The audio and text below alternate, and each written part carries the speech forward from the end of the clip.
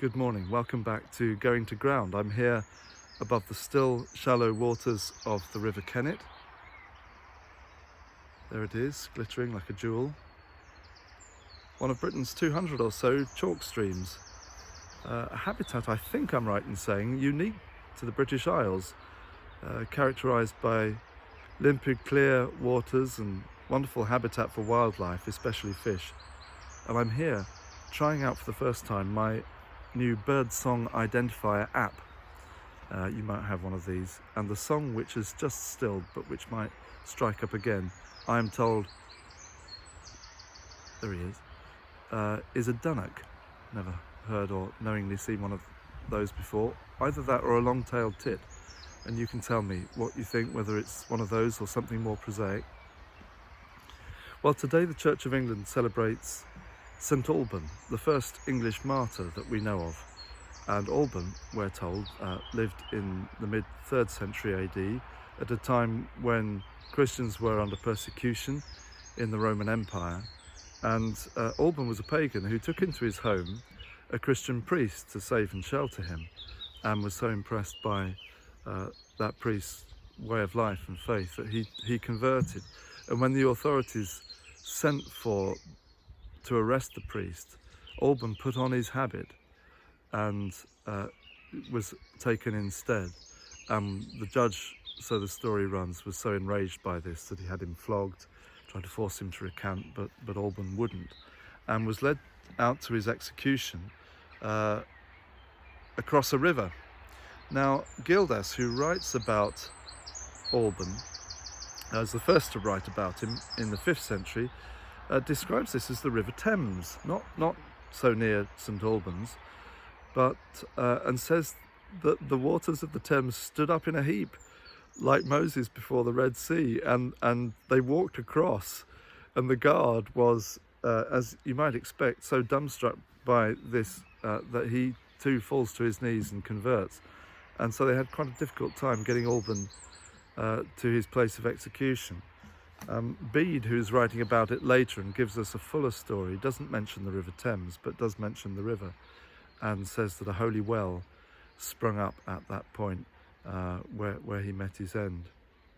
Now, St. Albans is a place close to my heart. My father was an honorary canon of St. Albans Abbey, and it played an important role in my childhood faith.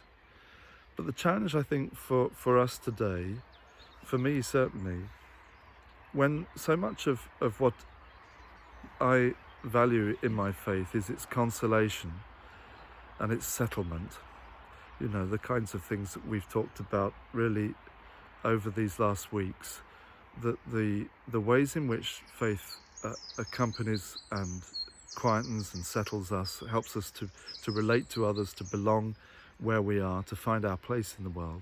All of that's true and real and good.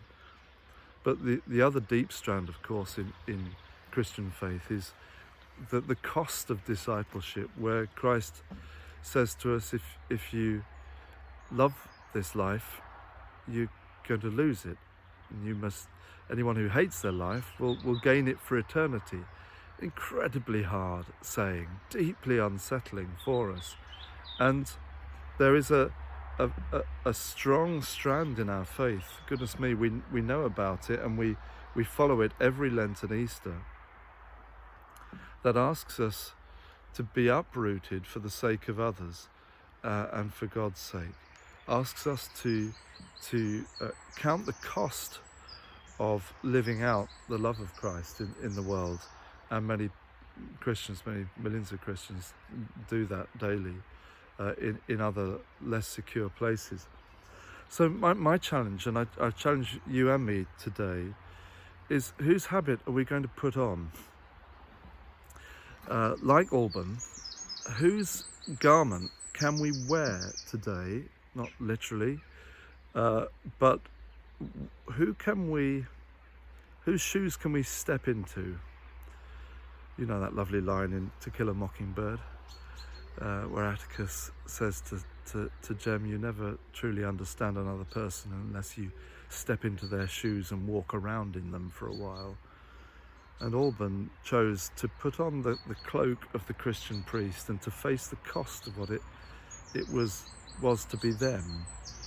Whose cloak can we put on this day? How can we step into another experience that is not one that we particularly want to, but to find out about another kind of life experience to our own, and ask God, what might it mean to love them, to serve them, and as we love ourselves and our own situation.